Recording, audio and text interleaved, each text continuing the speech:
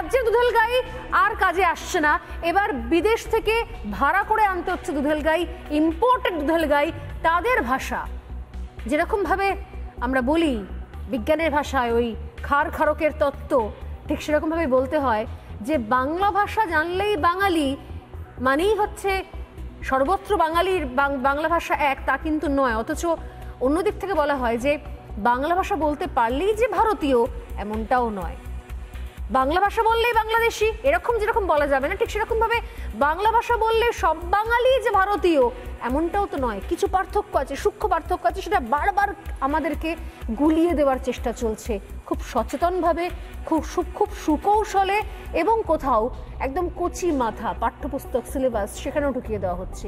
কোন উদ্দেশ্যে, কিসের জন্য এই এত বড় ভয়ঙ্কর সর্বনাশের ন্যারেটিভ তৈরি করতে চাইছে তৃণমূল কংগ্রেস? যারা রয়েছেন এই মুহূর্তে আমার সঙ্গে আলোচনা, আমার সঙ্গে রয়েছেন বিজেপি মুখপাত্র বিমল শঙ্কর নন্দ, রয়েছেন গবেষক জিষ্ণু বসু, রয়েছেন অধ্যাপক অরিন্দম ভট্টাচার্য, রয়েছেন কবি বিনায়ক বন্দ্যোপাধ্যায় এবং রয়েছেন অধ্যাপক বিশ্বজিৎ দাস। প্রত্যেকেই স্বাগত রিপাবলিক বাংলায় এবং রবিবারের এই স্পেশাল এপিসোডে সোজাসুজি স্বর্ণালীর।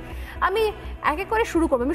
আজকে খুব ইচ্ছে করছে কবি, এখানে বিনায়ক বন্দ্যোপাধ্যায় রয়েছেন, লেখক বিনায়ক বন্দ্যোপাধ্যায় রয়েছেন, কবি এবং লেখক, তাকে দিয়ে শুরু করবো।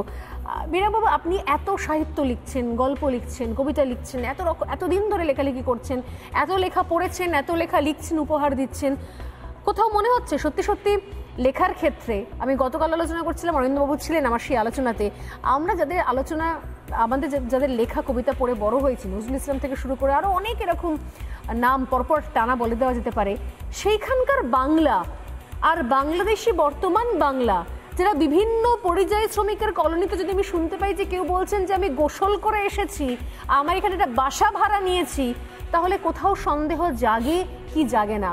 যারা দীর্ঘদিন ধরে দিল্লিতে বাস করছেন, দিল্লির বাঙালি, তারা পর্যন্ত রিপাবলিককে বিভিন্ন সময় বলছেন যে বিভিন্ন যে কলোনিগুলো তৈরি হয়েছে সেই কলোনিতে স্বর্ণালী সবাই মালদা মুর্শিদাবাদের নয়, ওদের ভাষা শুনে বুঝতে পারছি আমরা যে ওরা আসলে ভারতীয়ই নয়। সমস্ত বাংলা ভাষা এক, এত সহজ, এত সরলীকরণ করা যায়?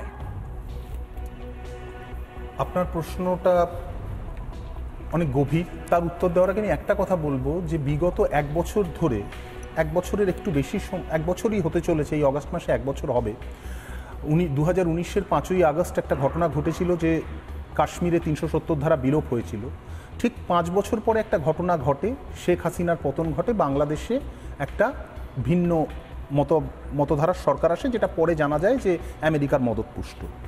এই গত এক বছর আমরা বিশ্বের যেখানে কোনো মানুষ আক্রান্ত হয় সেটাই অন্যায়, কোনো অসুবিধে নেই, গাজা থেকে আরম্ভ করে ইউক্রেন, প্রত্যেকটি অত্যাচারের ঘটনার বিরুদ্ধে প্রতিবাদ হোক, কিন্তু বাংলার সাহিত্যে, শিল্পী, মুষ্টিমেয় কয়েকজন ছাড়া বাংলাদেশে গত এক বছর ধরে যারা প্রকৃত আক্রান্ত, সংখ্যালঘু হিন্দু, বৌদ্ধ, যাদের ঘর বাড়ি লুট হচ্ছে, অগ্নিসংযোগ হচ্ছে, বাড়িতে নারী ধর্ষণ হয়ে ভিডিও হচ্ছে, আমরা সেটা নিয়ে বিরাট প্রতিবাদ বা সেটা নিয়ে একটা তোলপাড় আলোড়ন কোথায় দেখলাম? কোথাও দেখলাম না।